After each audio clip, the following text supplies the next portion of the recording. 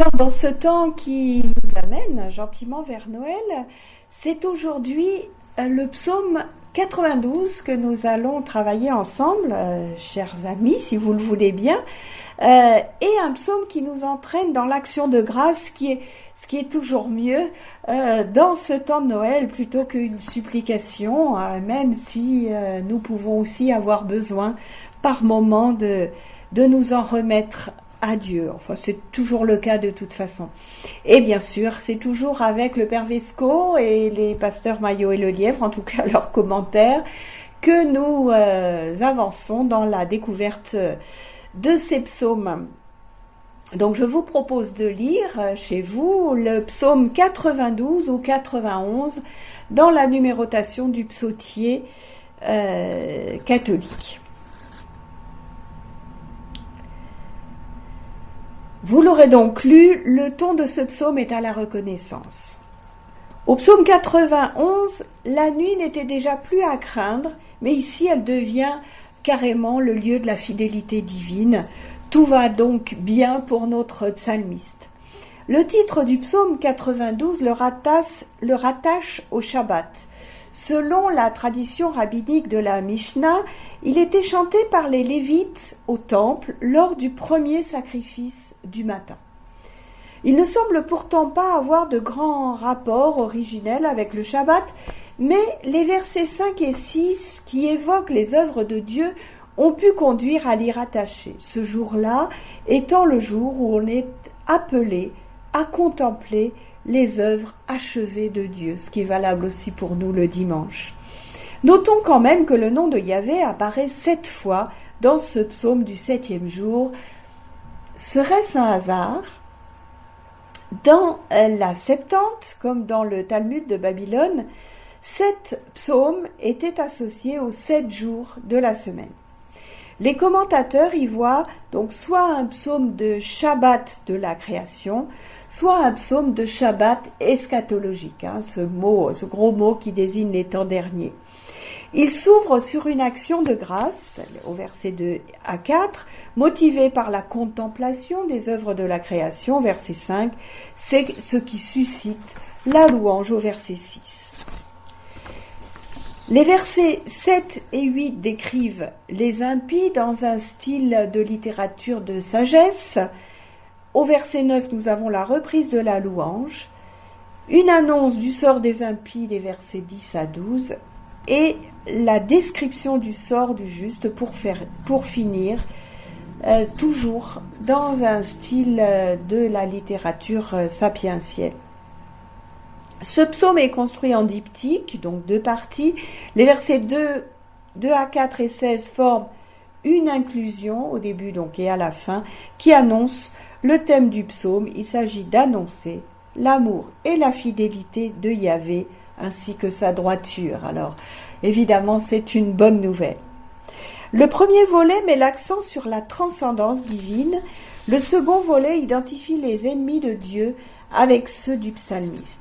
Les impies poussent, fleurissent et se perdent.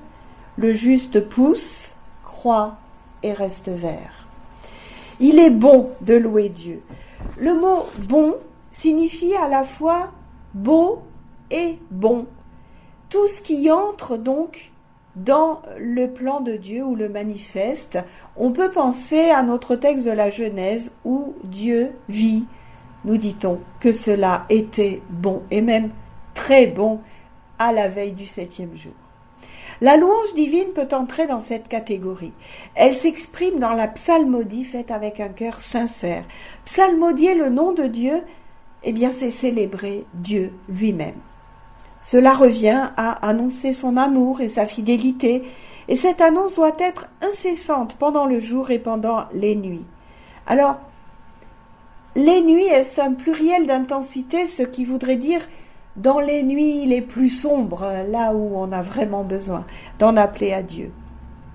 La psalmodie est accompagnée par des instruments de musique, dont 3 sont cités ici, le dicorde, qui pourrait être un luth, la harpe, et la lyre ou la cithare, on ne sait pas très bien. La voix du psalmiste se mêle alors au son des instruments. Les pasteurs Maillot et Lelièvre nous rappellent que la musique n'est pas seulement un pur dialogue avec Dieu, même si c'est vrai qu'on peut tout à fait s'y retrouver dans ce sens-là, mais elle a aussi un but pédagogique qui permet de mieux mémoriser, de mieux comprendre. Ce qui motive cette méditation action de grâce, c'est donc la contemplation des œuvres de Dieu. Les grandes, celles de la création par exemple, comme les petites.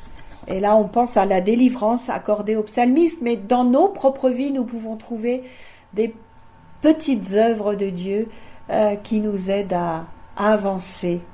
Dieu, finalement, ne fait pas de petites œuvres.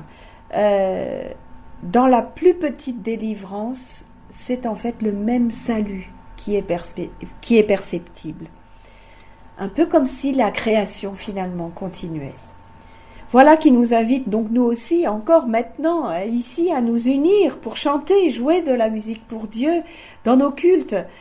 Alors, je lance un appel aux chanteurs et musiciens pour soutenir l'Assemblée, parce que n'en doutons pas. Cela vaut encore pour nous aujourd'hui. Luther disait « Chanter, c'est prier 2 fois ». Alors chantons.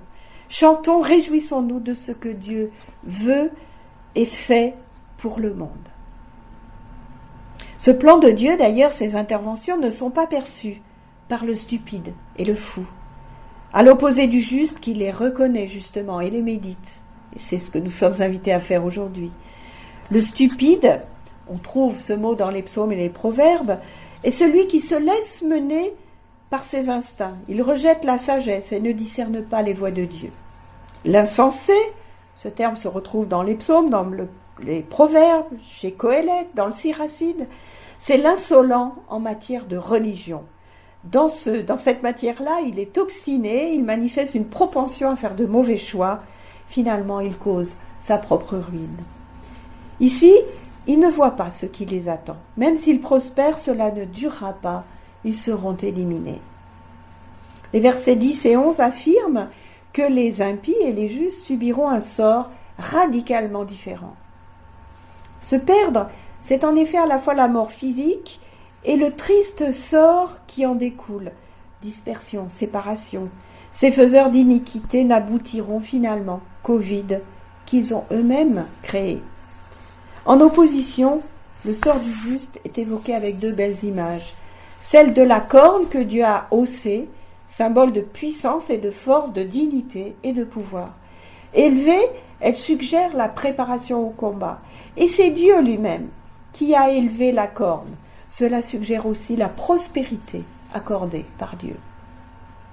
L'huile dont il est trempé est symbole de bénédiction et d'onction, voire même de soin médical.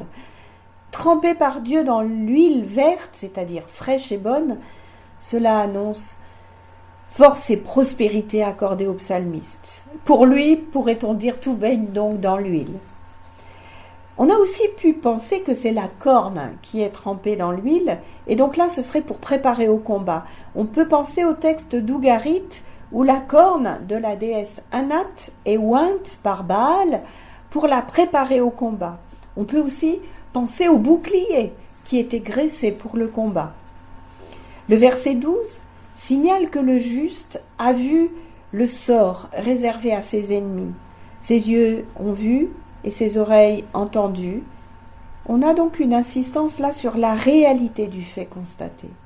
À l'opposé du sort des impies, nous avons 2 métaphores, 2 arbres. Le palmier dattier pousse tout droit et il porte du fruit. Le cèdre du Liban est majestueux et d'une grande beauté. Son feuillage toujours vert est symbole de force et de splendeur. Son bois est résistant, au temps comme aux insectes. Ces arbres ont été, comme le juste, transplantés dans la maison de Yahvé. Ils y puisent leur force et leur fécondité. Ils portent du fruit. Ils sont gras, prospères et verts, c'est-à-dire en pleine forme, en pleine force. Nous trouvons là l'idéal de l'Israélite, prospérité et longue vie. Le psaume 92 définit aussi le but de la vie du juste, annoncer que Dieu est droit, loyal et un très sûr abri. c'est un rocher. L'œuvre de Dieu que célèbre ici le psalmiste est avant tout celle de sa justice. Ce sont ses interventions dans l'histoire et sa providence qu'il s'agit de savoir reconnaître, ce que l'impie ne sait pas faire. Nous sommes donc invités, nous aussi, à regarder en arrière dans nos vies pour peut-être y découvrir, avec surprise, pourquoi pas, des interventions de Dieu peut-être très légères, très limitées, mais qui ont véritablement changé quelque chose pour nous. C'est signe que Dieu nous adresse ici ou là et que j'appelle des clins d'yeux. Encore une fois, ce psaume donc développe une théologie de la rétribution avec laquelle nous avons beaucoup à discuter certainement, mais qui toutefois peut permettre de redonner espoir à ceux qui sont dans les épreuves. Et rien que pour ça, c'est une théologie qui peut permettre d'être entendue. Et manifestement, les psalmistes y ont puisé beaucoup de réconfort. Pour finir, la vieillesse que Dieu accorde au psalmiste sera consacrée à l'annonce de la droiture de Dieu, qui est son roc. Donc, voilà, tous les temps de nos vies peuvent être utiles, être utilisés pour nous approcher de Dieu et pour célébrer ses œuvres. C'est ce que nous dit ce psaume. Donc je vous invite à la louange, à la célébration et à la reconnaissance des hauts faits de Dieu dans vos vies. Amen.